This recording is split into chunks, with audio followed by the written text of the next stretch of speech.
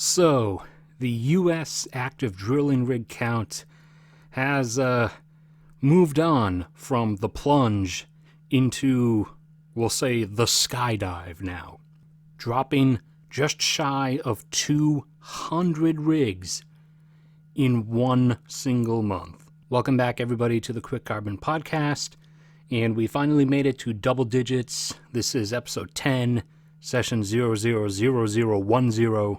If you want to support me in the podcast, get your name on the screen a few times, a few episodes with sparkly lights and stuff behind it or whatever, you can donate preferably through PayPal, or you can sign up for a monthly thing through Patreon.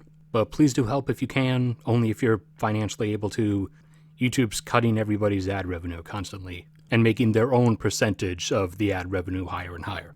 But on with the podcast episode. Again, it is a podcast, which means primarily audio. Background images you're seeing are mostly just shots of my own photography. But this week that has just ended now, U.S. rig count went skydiving this time, now down to only 602 actively drilling rigs, 400 fewer than the over 1,000 that were active a year ago at this time.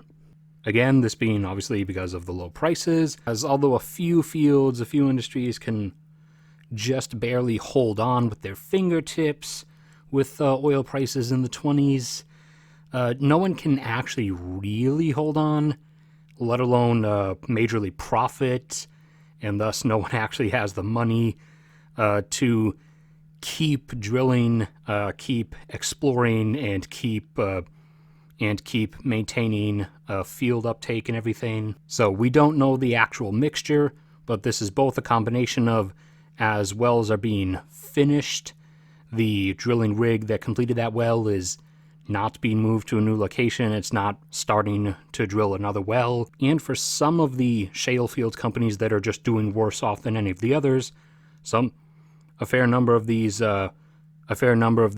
downed rigs are actually rigs that were drilling actively but just stopped. So the counts in individual states are as follows now. Texas plunging even further down to only 302 actively drilling rigs. Now less than half of the count that it had about a year and a half ago at its height. Oklahoma, far down from its height in the 120s, now down at only 26. New Mexico had been holding on more than everybody else in the 100 teens. However, it's been falling for the last 2 or so weeks now and is now down to 93. The Niobrara Shale states finally joined in. Wyoming dropping like a tungsten weight down to 10 actively drilling rigs. Colorado losing a few, dropping down to 16. Utah now down to only 6. The Bakken Shale up in North Dakota, where the rig count had previously been holding in the 50s for years, keeping the Bakken Shale desperately clinging to life, continues falling now down to 41 actively drilling rigs. And West Virginia, part of the Appalachia Shale, which had been holding flat at 15 and had not been giving an inch, has now started to fall and has lost 1 rig and dropped down to 14. For the moment, U.S. oil production remains at 13 million barrels per day. However, that's because of the usual lag delay that you see between these two numbers. So U.S. oil production will begin to follow downslope.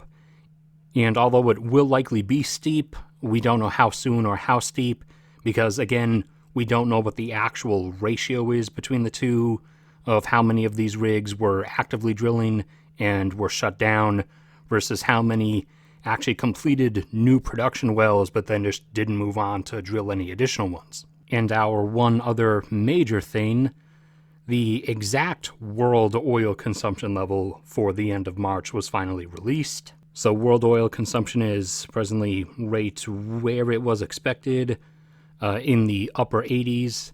Presently it's just over 89 million barrels per day of world oil consumption. As of the end of 2019, it had hit, obviously another new yearly record high of 102 million barrels per day. But now with all the reduced travel and even non-existent work commutes, at the moment it's down to 89 million barrels a day. So that's, a 13% drop. On a global scale, that's the double-digit percentage range is a big, big deal. Now, all of these more severe effects from the current global medical situation, again, I expect will begin to ease off next month, and the most severe portion will be done with by June, although things will take the several months after that to gradually resurge instead of, a massive jump resurge. And obviously, because of the reduced consumption, inventories are rising. Global crude oil inventories, so U.S. crude oil inventories, European Union, China's, everybody's all put together, jumped up from 2.9 billion barrels in storage up to 3.06 billion barrels in storage. And global jet fuel demand has basically leveled off. It stopped dropping, and on a few days has actually begun spiking back up a little bit. But on total average now, it's keeping flat at 1.8 million barrels per day, though in comparison, normally at this time of the year, it would be about 6 million barrels per day. But again, the main thing being that it's no longer dropping.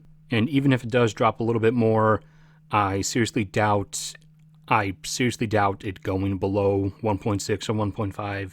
In the same way as with U.S. electricity demand, even if that drops a little bit further, I really don't see that going below 300 or 290 in terms of gigawatts. But that's it for this one. So thanks everybody for listening. Please like the video or the episode if you enjoyed. Subscribe to the channel if you haven't already. Subscribe to my other channel as well. There's a link to that.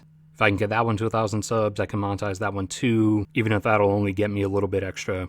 Also, please, if you want to support the podcast yourself, the PayPal and Patreon links are down in the description below. The degree of contribution doesn't matter. Anything is exceedingly helpful. But no matter what becomes of me, God bless all of you, and I will see you all around next time.